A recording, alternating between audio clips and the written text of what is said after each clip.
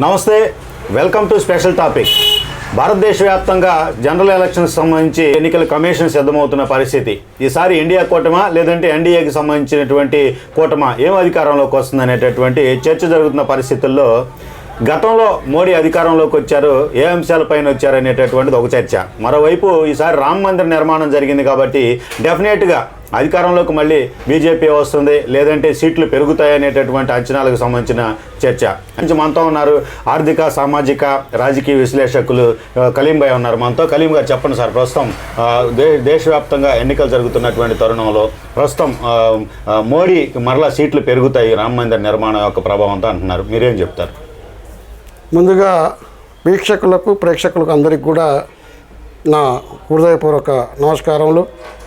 మరి సోదరులు అడిగినటువంటి ప్రశ్న ఏంటంటే, రామ మందిర నిర్మాణంతో మోడీ మరలా ప్రభుత్వం ఏర్పాటు చేస్తారా అనేటువంటిది ప్రధాన అంశంగా అనిపిస్తూ ఉంది నాకు.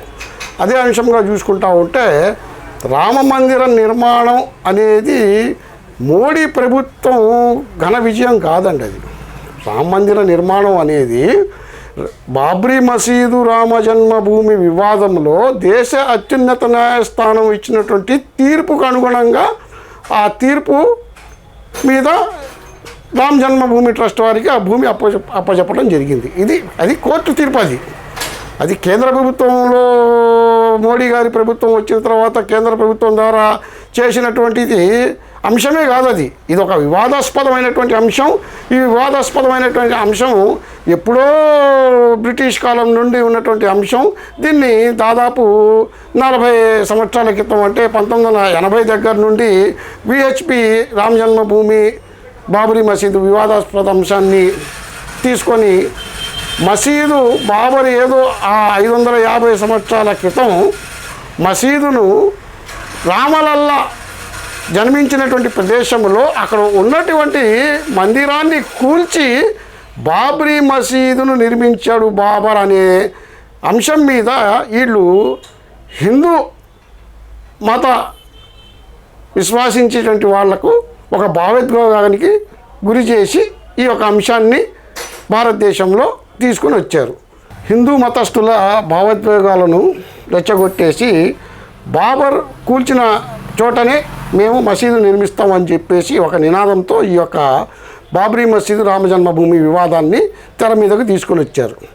అయితే ఈ ఇరువైపులా కూడా న్యాయస్థానాన్ని ఆశ్రయించిన తర్వాత కొన్ని దశాబ్దాల కాలం తర్వాత మొన్న బాబ్రీ మసీదు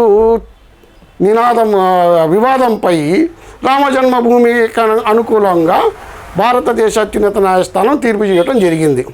తీర్పు ఇచ్చిన రోజునే ముస్లింలు ఆ యొక్క సమస్యను, వివాదాన్ని వదిలేశారు. దాని జోలికి కూడా ముస్లింలు వెళ్ళినటువంటి దాఖలాలు భారతదేశంలో ఎక్కడ కూడా లేవు. అవును సార్.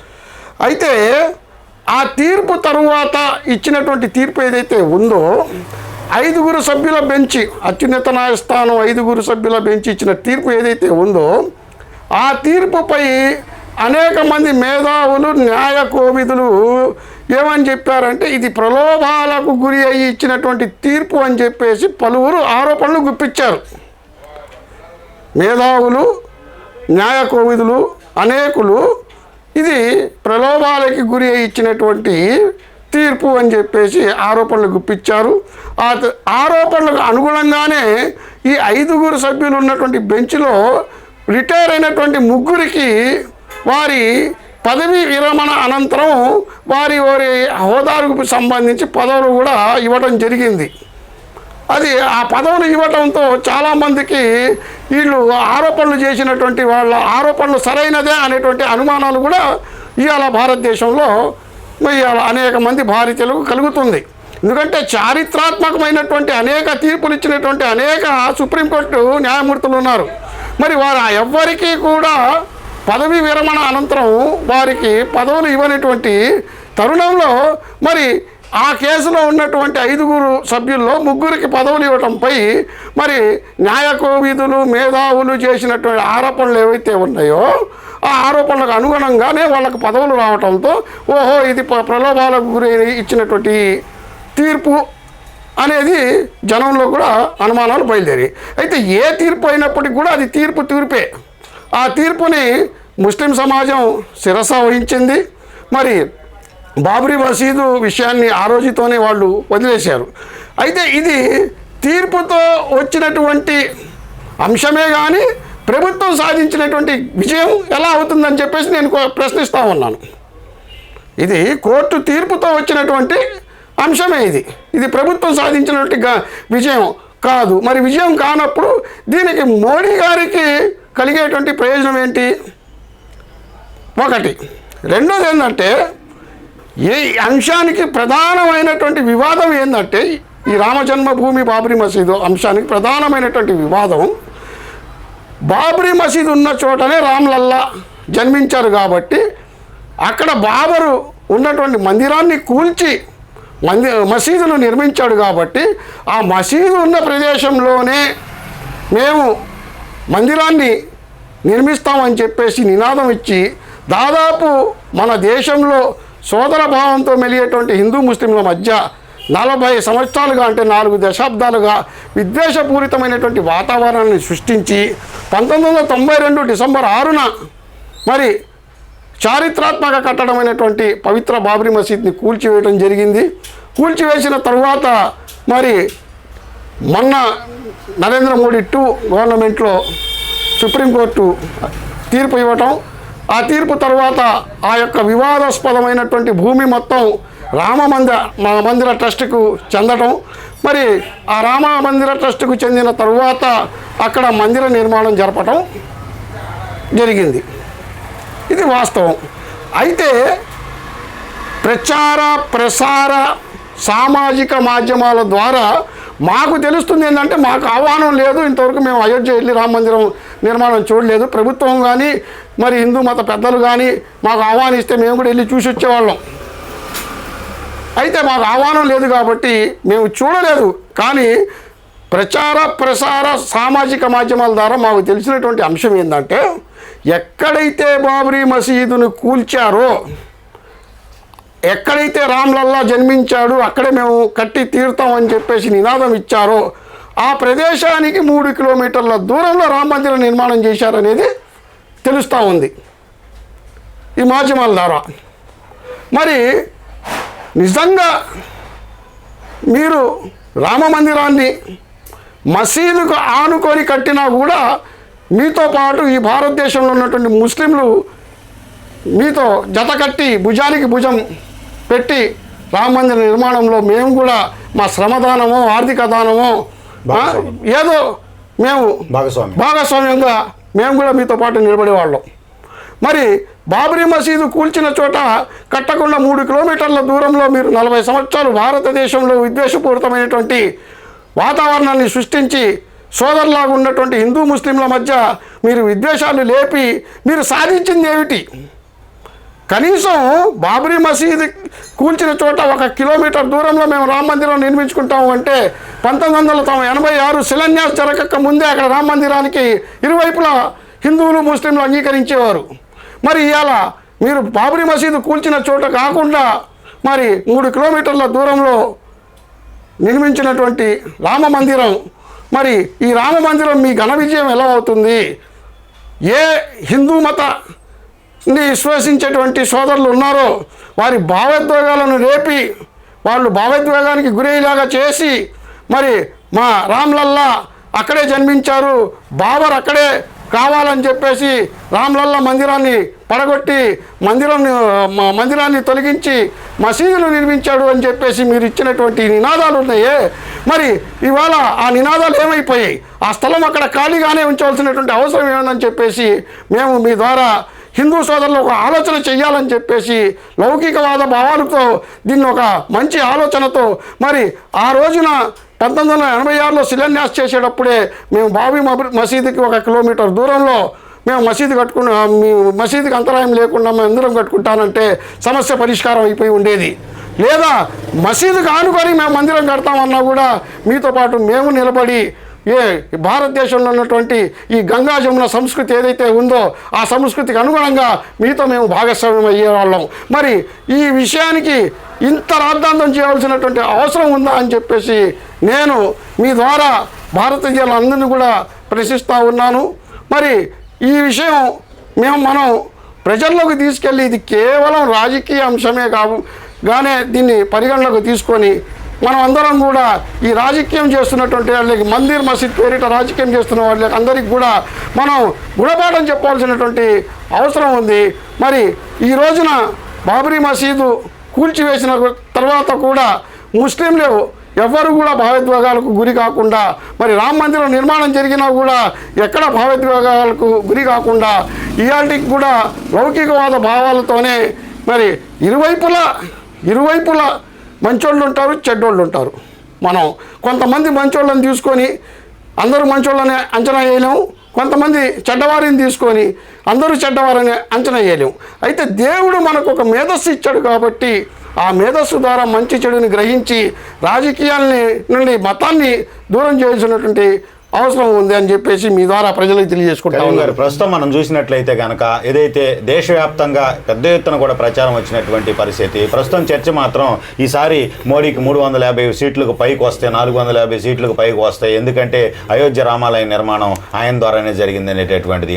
అసలు రామాలయ నిర్మాణం, అయోధ్య రామాలయ నిర్మాణం అనేటటువంటిది ఆ విగ్రహ ప్రతిష్ఠ అనేటటువంటి ప్రభావం ఎన్నికల్లో ప్రభావితం చూపించిందంటారా? అది మోడీ గారి యొక్క ఏదైతే రాజకీయంగా అనుకూలంగా ఉండే పరిస్థితి ఉంటుందంటారా? అనుకూలత ప్రతికూలత అనేది రామ మందిర నిర్మాణం చూసుకుంటా ఉంటే నరేంద్ర మోడీ గారు చేసినటువంటి ఈ కార్యక్రమాన్ని ఏదైతే విగ్రహ ప్రాణ ప్రతిష్ఠ కార్యక్రమం ఏదైతే ఉందో ఆ కార్యక్రమంలో దాదాపు భారతదేశంలో ఉన్నటువంటి సనాతన ధర్మానికి చెందినటువంటి మఠాధిపతులు కానివ్వండి, శంకరాచార్యుల వారులు కానివ్వండి, అదే మత గురువులు కానివ్వండి, దాదాపు వీళ్ళందరూ కూడా నరేంద్ర మోడీ గారు ఈ కార్యక్రమాన్ని చేయటానికి అంగీకరించలేదు. ఇది యావత్తు భారతదేశానికి తెలుసు. కేవలం మోడీ గారి అధికార బలానికి తలొగ్గి యావత్తు సనాతన ధర్మం అని చెప్పుకునేటువంటి వాళ్ళు ఎవరు నోరు మెదపకుండా కూర్చొని ఉన్నారు. ఇది వాస్తవం.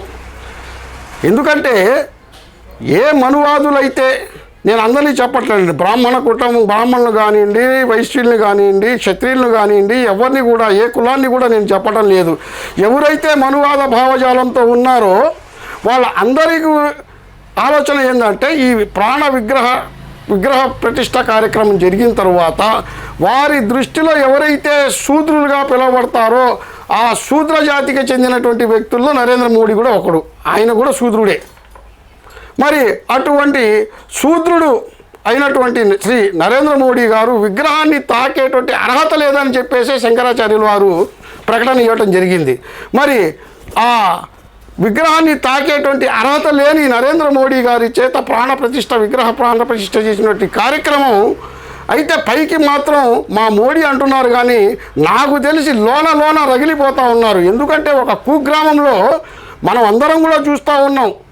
ఇక్కడ మనం ఆంధ్ర రాష్ట్రంలో కానివ్వండి, భారతదేశం వ్యాప్తంగా కానివ్వండి, దాదాపు మనకు ఊవన్న దగ్గర నుండి కానివ్వండి, మరి రాముల వారి వివాహం శ్రీరామనవమి పందిట్లలో మనం అందరం కూడా కులమతాలు, మనం చిన్నపిల్లలు ఉన్నప్పుడు అనేక పందిట్లో అందరం వెళ్ళిన వాళ్ళమే. మనం అందరం కూడా ఆ రోజున ఈ విద్వేషమైనటువంటి వాతావరణం లేదు. శ్రీరామనవమి పందిళ్లలో మనం వెళ్ళేవాళ్ళము. వివాహం జరిగితే అక్కడ కూర్చొని మనం చూసేవాళ్ళము. ఆ తర్వాత ఇచ్చేటువంటి తీర్థాన్ని మనం స్వీకరించేవాళ్ళం. వడపప్పు పానకం లాంటి వాడిని, వడపప్పుని తినేవాళ్ళం, పానకం తాగేవాళ్ళం. ఇవన్నీ 40 సంవత్సరాల క్రితం లేవు. అప్పుడు మేము చిన్నపిల్లలుగా ఉన్నప్పుడు మరి శ్రీరామనవమి పందిళ్లలో వెళ్ళి మనం చూసేటప్పుడు ఒక కుగ్రామంలో కూడా శ్రీరామనవమి వివాహంగా బ్రాహ్మణు పంతులు గారి కనుసన్నుల్లోనే ఆ యొక్క కార్యక్రమం మొత్తం నిర్వహించబడుతుంది. అప్పటి నుండి ఇప్పుడు దాకా అదే ఒక కుగ్రామంలో ఒక చిన్న కార్యక్రమం, శ్రీరామనవమి కార్యక్రమం పందిళ్లలో మనం చూసింది ఏంటంటే వారి యొక్క కనుసన్నులోనే బ్రాహ్మణ పండితులు ఎవరైతే ఉన్నారో బ్రాహ్మణ పండితులు యొక్క కనుసన్నుల్లోనే ఆ కార్యక్రమం మొత్తం నిర్వహించడం మనం చూసాం. ఇది జగమెరిగిన సత్యం. అయితే ప్రపంచంలోనే అత్యంత ఇది ఉన్నటువంటి మందిర నిర్మాణం, పేరు ప్రఖ్యాతులు ఉన్నటువంటి అయోధ్య, అంటే ప్రపంచంలో పేరు ప్రఖ్యాతులు ఉన్నటువంటి నగరం అయోధ్య. అయోధ్యలో రాముల వారి మందిరం ఇది ఎంతో వివాదాస్పదం. తర్వాత వీళ్ళు ఇప్పుడు చెప్తున్నారు కదా శతాబ్దాల తరువాత కళ నెరవేరిందని. ఆ శతాబ్దాల కళ నెరవేరే కార్యక్రమము ఒక శూద్రుడి కనిసొన్నుల్లో జరిగిందనేటువంటి ఆలోచన అనేక మందిలో ఉంది. అది బయటకు పడట్లేదు.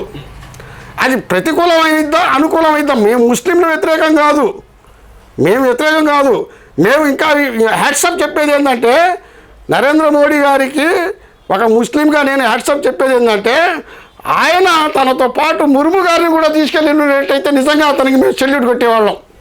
ఈ దేశ ప్రధాన పౌరురాలైనటువంటి రాష్ట్రపతి ముర్ము గారిని కూడా, ద్రౌపది ముర్ము గారిని కూడా ఆ కార్యక్రమానికి తీసుకెళ్ళి ఉండేటట్టయితే మేము నిజంగా సెల్యూట్ కొట్టేవాళ్ళం మోడీ గారికి. ఎందుకంటే ఈ దేశంలోనే ఈ సనాతన ధర్మ సాంప్రదాయంలోనే మొట్టమొదట నాంది పలికి శ్రీకారం చుట్టాడు మహానుభావుడు. ఏమని? శూద్రుడు కాదు, బ్రాహ్మణుడు కాదు, ఎవరైనా ప్రాణ ప్రతిష్ఠ చేయవచ్చు. శూద్రుడు కాదు, బ్రాహ్మణుడు కాదు, క్షత్రియుడు కాదు, వైశ్యుడు కాదు, ఎవరైనా కూడా ప్రాణ ప్రతిష్ఠ చేయవచ్చు విగ్రహానికి అని చెప్పి నిరూపించాడు. అది. రెండోది ఏంటంటే రాముల వారే స్వయాన యాగానికి సీతమ్మ వారు లేకపోతే స్వర్ణ సీతమ్మ గారిని కూర్చోబెట్టి యాగం చేశాడు. అలాంటిది ప్రపంచంలోనే అత్యున్నతమైనటువంటి ఈ మందిరంలో ఆయన తన సహచరిని లేకుండా చేశాడు. అంటే ఇది కూడా సనాతన ధర్మంలో కొత్త వరవడి. ఓకే. సనాతన ధర్మంలో ఇది కూడా కొత్త వరవడి చూపించాడు. ఇవాళ దేశంలో ఉన్నటువంటి శూద్రులుగా పిలువబడేటువంటి మనువాదులచే శూద్రులుగా పిలువడించేటువంటి వాళ్ళు, హిందూ మతాన్ని విశ్వసించే వాళ్ళు ఇవాళ చెప్పడానికి చాలా క్లియర్గా అతను ఇచ్చాడు. ఏమని? నరేంద్ర మోడీ శూద్రుడు కదా, మరి ఎలాగా ఆ రోజున మీరు ఒప్పుకున్నారు అంటే హిందూ మత సనాతన ధర్మ ప్రకారం ఇది అంగీకారమే, భార్య లేకుండా చేయడం అంగీకారమే అనేది ఆయన చాలా క్లియర్గా ఇచ్చాడు మహానుభావుడు. అయితే ఇది ఈ ప్రతికూలత అనుకూలత అనేది హిందూలోనే అగ్రవర్ణాల్లో ఇది చాలా ఆగ్రహానికి గురైనటువంటి కార్యక్రమం. కానీ ఇది వాళ్ళు బయటపడట్లేదు. ఒక శూద్రుడు విగ్రహాన్ని తాకే అర్హత లేనివాడు గర్భగుడిలోకి వెళ్ళి మరి ఈ కార్యక్రమం చేయటం అనేది. అయితే ఇది అందుకు నరేంద్ర మోడీ గారు చేసినటువంటి కార్యక్రమం అందుకు హిందూ మతాన్ని విశ్వసించి మనువాదులచే శూద్రులుగా పిలవబడేటువంటి వాళ్ళకందరికి కూడా ఇది ఒక మంచి అవకాశం. ఆయన ఒక మంచి అవకాశం ఇచ్చాడు. నీ చేతిలో అధికారం ఉంటే నువ్వు శూద్రుడు కాదు, ఎవడైనా కూడా ఏదైనా చేయవచ్చు అనేటువంటిది ఒక చాలా క్లియర్ కట్గా ఇచ్చారు. అయితే ఆయన మహానుభావుడు నరేంద్ర మోడీ గారు రాష్ట్రపతి గారిని కూడా తీసుకుని వెళ్ళి ఉండేటైతే ఇంకా చాలా మంది హర్షించేవాళ్ళు. అది అంబేద్కర్ సిద్ధాంతమే కదా సార్ మీరు చెప్పింది. రాజ్యాధికారం ఉంటే ఏదైనా సాధ్యమే. దిగువ ఉన్నటువంటి ప్రజానీకం, నిమ్న జాతులకు సంబంధించిన మైనారిటీ వర్గాలు కూడా రాజ్యాధికారం ఉంటే ఏదైనా సాధించవచ్చు అని చెప్పాడు ఆయన. ఇప్పుడు అదే జరిగిందంటారా మోడీ విషయంలో? మోడీ గారు ఇప్పుడు చూపించాడు అధికారమా అంధాకారమా. ఓకే. బాబాసాహెబ్ చెప్పారు. ఓకే. ఏమని? రాజ్యాధికారానికి చేరుకోలేనటువంటి జాతి ఏదైతే ఉందో అది నశించిపోయిద్దని చెప్పేసి బాబాసాహెబ్ చెప్పారు. ఓకే. కానీ నరేంద్ర మోడీ గారు అధికారమా అంధాకారమా, అధికారం లేనంతకాలం నువ్వు అంధాకారంలోనే ఉంటావని చూపించాడు ఆయన. ఓకే. నేను ఒక శూద్రుడిగా ఉన్నటువంటి వ్యక్తికి నేను ఇంత చేసిన నా కనుసన్నల్లో మొత్తం కార్యక్రమం జరిగినా కూడా ఎవరు నోరు విప్పకపోవటానికి కారణం నేను అధికారంలో ఉండటమే అనేది చూపించారు. అయితే ఇదేంటంటే దీన్ని శూద్రులుగా పిలువబడేటువంటి మనలాంటి వర్గాలు ఏవైతే ఉన్నాయో మరి వాళ్ళ దృష్టిలో నేను శూద్రులనే, మీరు శూద్రులే. ఏంది ఈ చతుర్వర్ణ వర్గాల్లో వచ్చేసి బ్రాహ్మణ, వైశ్య, క్షత్రియ పోతే నాలుగోది శూద్రులు, మిగతా వాళ్ళందరూ శూద్రులే. ఓకే. మరి ఈ శూద్రులకి ఆయన చాలా క్లియర్గా ఒక దారి చూపించాడు నరేంద్ర మోడీ గారు. అయ్యా మీరు ఎక్కడైనా కూడా మీరు శూద్రులను ఆగిపోవాకండి, గర్భగుడిలోకి వెళ్ళిపోవచ్చు, మీరు గర్భగుడిలోకి వెళ్ళిపోవచ్చు, విగ్రహాన్ని తాకొచ్చు, శూద్రుడైనటువంటి నేను తాకినప్పుడు మీరెందుకు తాకూడదని చెప్పేసి శూద్రులందరికీ కూడా ఒక దారి చూపినటువంటి వ్యక్తి ఎవరైనా ఉన్నారంటే శ్రీ నరేంద్ర మోడీ గారు. మరి దీనివల్ల కొంతమంది హిందూ మేధావుల్లో కూడా ఒక ఆలోచన జరుగుతూ ఉంది. ముస్లింలు కానీ ముస్లిమేతరుల హిందూ ఇతరులలో ఉన్నటువంటి వాళ్ళు, హిందూ ధర్మాన్ని పాటించిన వాళ్ళు కోల్పోతే ప్రాణాలు కోల్పోయారేమో కానీ మరి సనాతన ధర్మం ఏం కోల్పోయింది? ఈ సనాతన ధర్మంగా చెప్పుకుంటా ఉన్నామే మనము, ఈ సనాతన ధర్మం ఏం కోల్పోయింది అనేటువంటి ఆలోచనలో ఉన్నారు హిందూ ఇతరులుగా. ఈ ఆర్ఎస్ఎస్ సంఘ్ పరివార్కు వ్యతిరేకమైనటువంటి వర్గాలు ఏవైతే ఉన్నాయో, మరి ఈ ఆర్ఎస్ఎస్ వ్యతిరేకంగా ఉన్నటువంటి వర్గాలు ఏవైతే ఉన్నాయో వాళ్ళందరూ కోల్పోతే ఏమైతే గోదావరిలో ముస్లింలు ప్రాణాలు కోల్పోయారు, మణిపూర్లో క్రైస్తవులు ప్రాణాలు కోల్పోయారు. ఇలాగా ఈ ఇళ్ళు కోల్పోయింది ప్రాణాలే.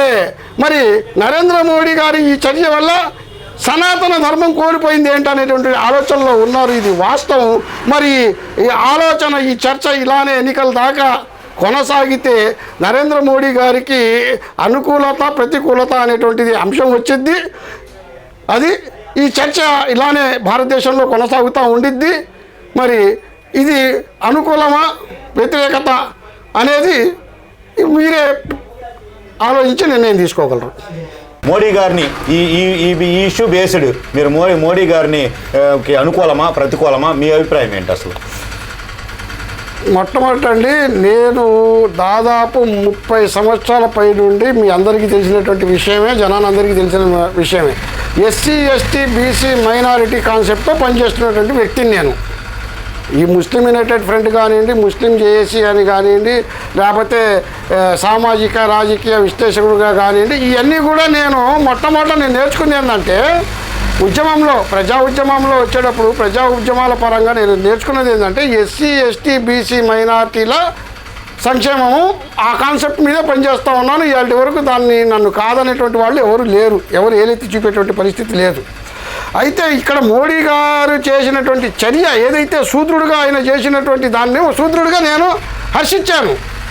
అయితే ఒక శూద్రుడిగా మరి దేశ ప్రధాని, నాకు ముందు ఎవరు కూడా శూద్రుడు గర్భగుడిలోకి వెళ్ళి ప్రాణప్రతిష్ఠిత విగ్రహానికి చెయ్యలేదు, ఈ కార్యక్రమం ఎవరి కనుసన్నల్లో జరగలేదు. నేను చేసినటువంటి మొట్టమొదటి శూద్రుడిని నేను కాబట్టి మరి ఆ దృక్పథంతో మీరందరూ కూడా నన్ను ఆదరించండి అంటే తప్పకుండా ఒక శూద్రుడిగా మనువాదులచే, అంటే నేను శూద్రుడిని కాదు, మిగతా వాళ్ళు కూడా ఎవరు అంటరాని వాళ్ళు కాదు, శూద్రులు కాదు, ఎవరైతే మనువాదులు మిగతా జాతుల్ని కించపరుస్తూ శూద్రులని చెప్తా ఉంటారో వాళ్ళకి నేను చెప్పేది ఏంటంటే, మరి ఈ 3 వర్ణాలకు చెందినటువంటి వాళ్ళు, బ్రాహ్మణ వైశ్య క్షత్రియ, ఈ 3 వర్గాలకి చెందినటువంటి వారు అందరూ కూడా మనువాదులు కాదు.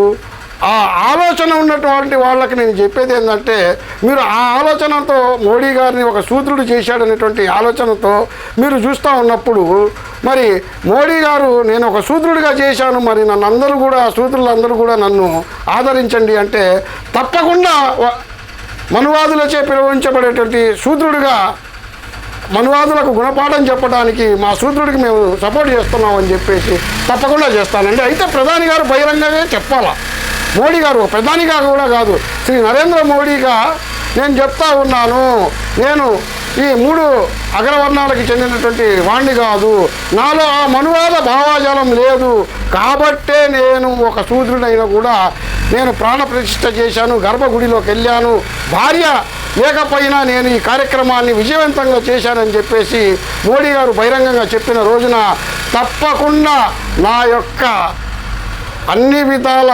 సహకారాలు నేను చెయ్యగలిగినది, వృత్తభక్తి అనుకోండి, ఏమైనా అనుకోండి, మోడీ గారికి నేను చెయ్యగలిగినది నా స్థాయిలో నేను తప్పకుండా చేస్తానని మీ ద్వారా నేను తెలియజేస్తా ఉన్నానండి.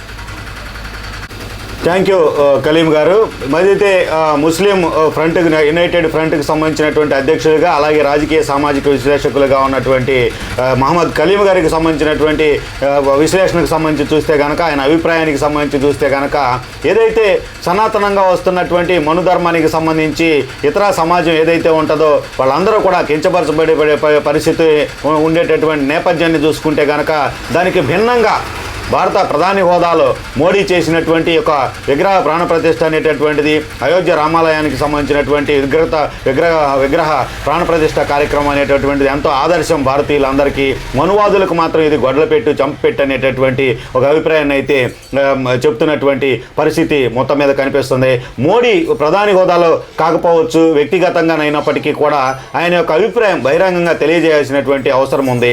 ఏదైతే మనుధర్మ శాస్త్రానికి సంబంధించి ఏదైతే శూద్ర వర్గంలో ఉన్నటువంటి వాళ్ళు ఎవరు కూడా గర్భగుడిలోకి వెళ్ళకూడదు, అలాగే భార్య లేకుండా పూజల్లో పాల్గొనకూడదు, ఈ తరహా సిద్ధాంతాలకు భిన్నంగా తాను ఈ యొక్క బాలరాముడి యొక్క విగ్రహ ప్రతిష్టకు సంబంధించినటువంటి ఏదైతే ప్రాణప్రతిష్ఠ కార్యక్రమం చేసిన నేపథ్యంలో వ్యక్తపరిస్తే ఆయన అభిప్రాయాన్ని భారతీయులందరికీ సంబంధించి ముఖ్యంగా ఏదైతే కొంత ఆదర్శవంతమైనటువంటి ఒక భావితరాలకు భవిష్యత్తులో కూడా ఎవరైనప్పటికీ కూడా కుల మతాలకు సంబంధించి అలాగే వర్గ విభేదాలు వర్ణ విభేదాలకు సంబంధించి ఎలాంటి ఇబ్బందులు సమస్యలు లేకుండా దైవ కార్యక్రమాల్లో ఎవరైనా పాల్గొనవచ్చు, ఎవరైనా చేయొచ్చు కార్యక్రమాలు అనేటటువంటిది ఒక పిలుపునిచ్చినట్టే అవుతుంది అనేటటువంటి అభిప్రాయాన్ని వ్యక్తం చేస్తున్నటువంటి పరిస్థితి అయితే కనిపిస్తుంది. ఇది ఈరోజు టాపిక్. మరో టాపిక్తో మళ్ళీ కలుద్దాం. నమస్తే.